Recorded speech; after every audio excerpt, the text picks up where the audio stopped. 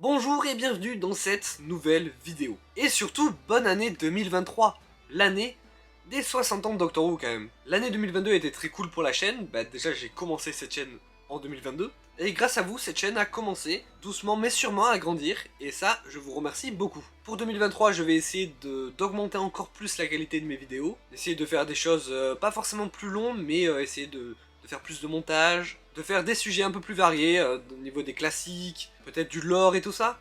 Enfin bref, j'ai prévu pas mal de choses, et on commence l'année avec, mine de rien, un nouveau concept, même si je réinvente pas non plus la roue avec ce concept, on reste sur une vidéo face cam, on parle de Doctor Who, de certains épisodes, mais je vais essayer de faire ça du coup pour tous les docteurs, vous faire une vidéo, vous présentant 3 épisodes qui, si vous voulez vous lancer dans le visionnage de ce docteur en question, vous pouvez commencer par ces 3 épisodes là, même si le mieux c'est de commencer par le début, on est d'accord. Mais surtout pour les classiques, si vous voulez savoir ce que ça donne cette époque là, vous pouvez regarder ces 3 épisodes qui vous donneront une idée générale. Mais oui, le mieux c'est de regarder tous les épisodes, parce que peut-être que les 3 épisodes que je vais vous montrer là, vous allez pas vraiment les aimer, mais que les autres de ce même docteur, oui. Voilà, c'est vraiment juste une sorte d'introduction dans ce cas-là au premier docteur. Il y aura évidemment pas de gros spoil dans la vidéo, sinon ça n'a pas d'intérêt. Je vais vous présenter 3 épisodes, si je vous les spoil, il n'y a plus trop de raison de les voir. Ils sont disponibles, ils sont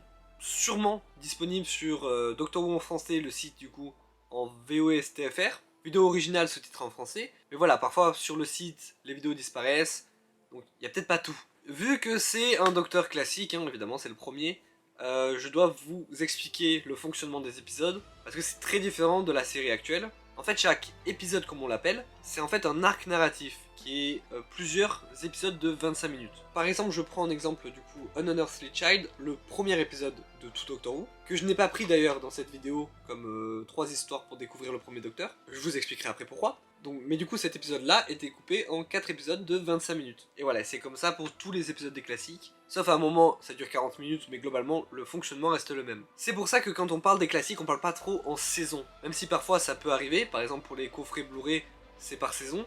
Mais en général, c'est par épisode. Les DVD par exemple, c'est par épisode. Et dernière précision, le premier et le deuxième Docteur, il y a des épisodes qui sont perdus. Je vais pas m'étaler sur le sujet dans cette vidéo.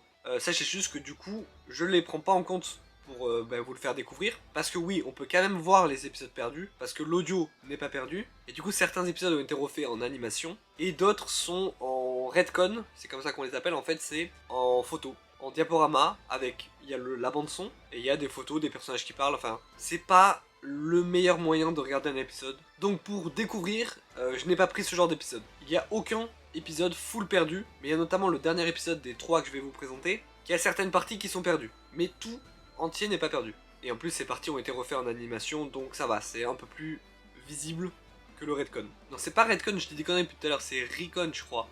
Enfin bref, reconstitué quoi. J'ai pris les DVD des 3 épisodes et du coup, tout est tombé derrière, je sais pas si ça se voit là-haut. Oui, alors il y a des timecodes dans la description, comme ça s'il y a qu'un seul épisode qui vous intéresse, voilà, vous pouvez cliquer dessus directement. Je vous les présente d'ailleurs maintenant, les 3 épisodes que j'ai choisis. The Dalek, on en a déjà pas mal parlé sur la chaîne, mais je pense que c'est très important d'en reparler maintenant. The Time Meddler, que je trouve est un épisode très très cool, même si souvent beaucoup de questions, notamment vis-à-vis de la mythologie de Doctor Who actuelle, mais on en reparle tout à l'heure. Et surtout épisode un peu moins connu que les 2 autres, parce que le dernier c'est The Tenth Planet.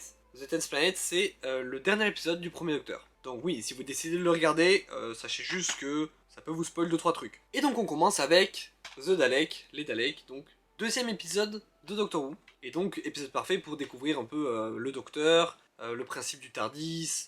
Dedans il y a la première team TARDIS, donc avec Suzanne, Ian et Barbara, les premiers compagnons du Docteur quand même. Alors pourquoi j'ai pris celui-là et pas le premier épisode du coup? Tout simplement parce que le premier épisode est chiant. En fait, An Unearthly Child, le premier épisode, commence dans le Londres de 1963, donc dans le présent, enfin dans le passé pour nous, mais c'était le présent à l'époque, avec du coup Barbara et Ian qui découvrent le TARDIS, le Docteur, et Suzanne, la petite fille du Docteur. C'est là qu'est prononcé pour la première fois Time and Relative Dimension Space et tout ça. Mais ça, c'est que le premier épisode de 25 minutes. Après, ils utilisent le TARDIS, ils vont à la préhistoire, et là l'épisode devient beaucoup moins bon. Alors c'est peut-être aussi parce que je l'ai beaucoup vu. Vu que c'est le premier épisode, j'ai recommencé plusieurs fois les classiques, donc déjà je l'ai beaucoup vu pour ça. Je l'ai aussi vu pour plusieurs vidéos qui sont sorties, qui vont sortir sur la chaîne. Donc c'est peut-être parce que je l'ai beaucoup vu aussi que je commence à m'en lasser, parce que je le connais un peu par cœur. Mais globalement l'épisode n'est pas aussi bon que le deuxième, The Dalek, premier épisode des Daleks. Et donc, très important, déjà pour le premier Docteur, mais pour la mythologie Doctor Who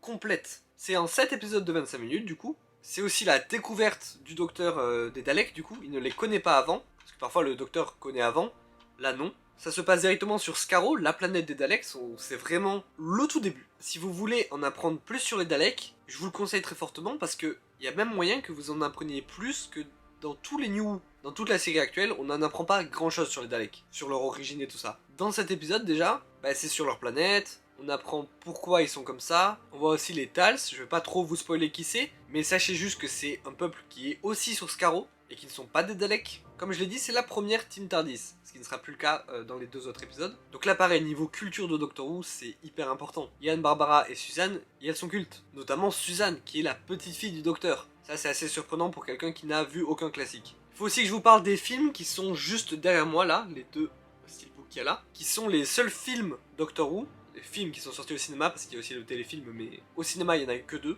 qui sont à peu près de cette époque-là, un peu plus de l'époque du deuxième Docteur en réalité, mais dans ces eaux-là, quoi. Et le premier film adapte cet épisode-là, du coup, The Dalek, et le deuxième film adapte The Dalek Invasion of Earth, qui est la deuxième histoire des Daleks de Doctor Who, toujours avec le premier Docteur. Et les films sont disponibles en France, en VF, les steelbooks là. Les steelbooks là sont sortis en France, vous pouvez les trouver en magasin. Je veux dire qu'ils sont sortis il y a pas longtemps, c'est vraiment pas un truc obscur pour le coup. C'est assez rare qu'on ait des choses Doctor Who en France, donc profitez-en. Et d'ailleurs, évidemment, j'ai fait des vidéos dessus, hein, une pour chaque film, donc je vous les conseille. Donc voilà, pour finir avec cet épisode, il est culte en fait. Le premier épisode de Dalek, la relation Suzanne-Docteur, les débuts du premier Docteur aussi, parce que le premier Docteur évolue beaucoup du début à la fin. Au début, il est très renfermé sur lui-même, il aime pas trop l'humanité, il est vraiment très grognon. Alors que vers la fin, il est beaucoup plus ouvert, il apprécie beaucoup plus l'humanité. Il y a vraiment une grosse évolution. Et d'ailleurs, du coup, on passe au deuxième épisode, The Time Meddler. Alors celui-là, il est en 4 épisodes de 25 minutes seulement, c'est plus court. Ce qui est peut-être du coup plus simple pour commencer les classiques, parce que vous allez voir que le rythme est très différent. La première, on était en 63, là on est en 65. Donc le rythme pour les séries, c'est très différent.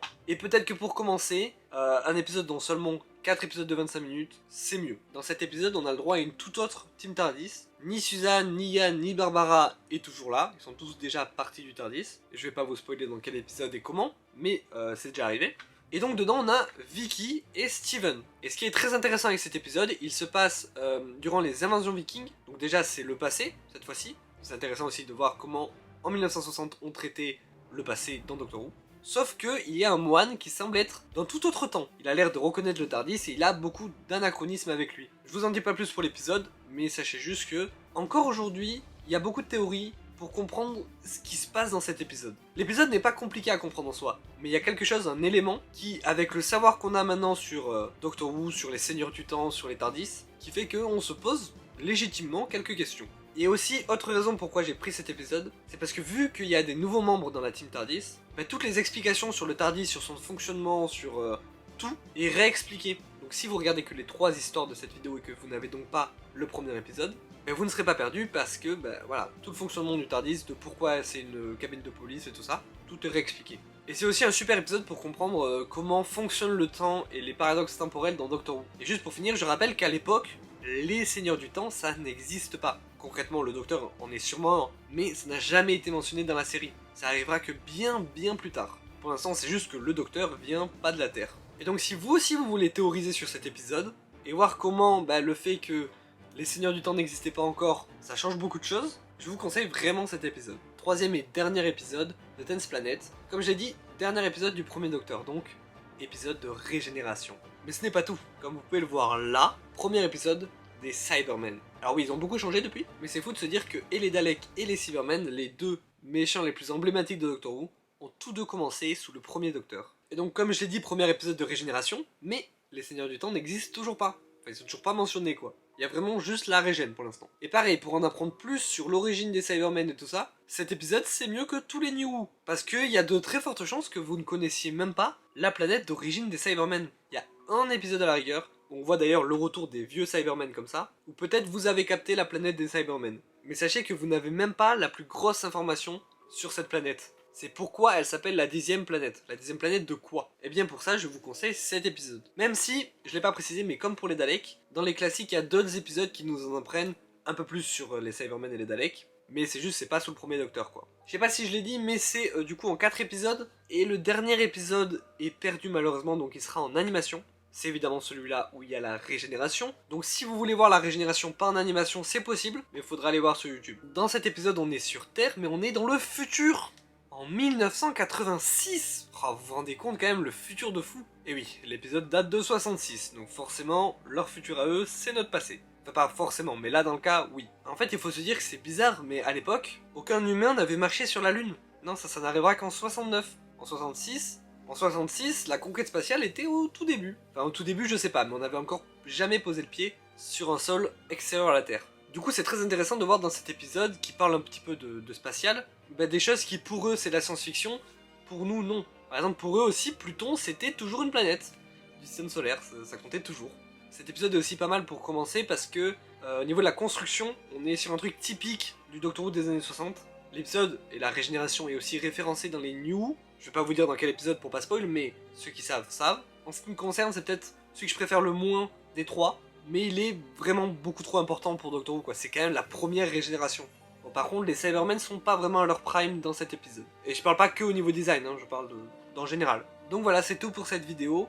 J'espère qu'elle vous a plu. Évidemment, je vous conseille de voir tous les épisodes du premier Docteur, en tout cas ceux qui sont pas perdus. Mais voilà, si vous voulez vous lancer, voilà, je vous conseille ces 3 épisodes. Et surtout, le plus important, regardez les classiques. C'est vraiment bien, et il y a peut-être certains épisodes qui sont un peu longs, mais tous ne sont pas comme ça. Et c'est pour ça que je vais continuer ces vidéos où je vous présente 3 épisodes par Docteur. Et je ferai aussi d'autres vidéos sur les classiques, sur certains épisodes en particulier. Mais évidemment, on ne parlera pas que des classiques, ne vous inquiétez pas. N'hésitez pas à vous abonner, à laisser un commentaire, un like, à partager autour de vous. Moi je vous souhaite encore une très bonne année, et je vous dis à la prochaine, salut!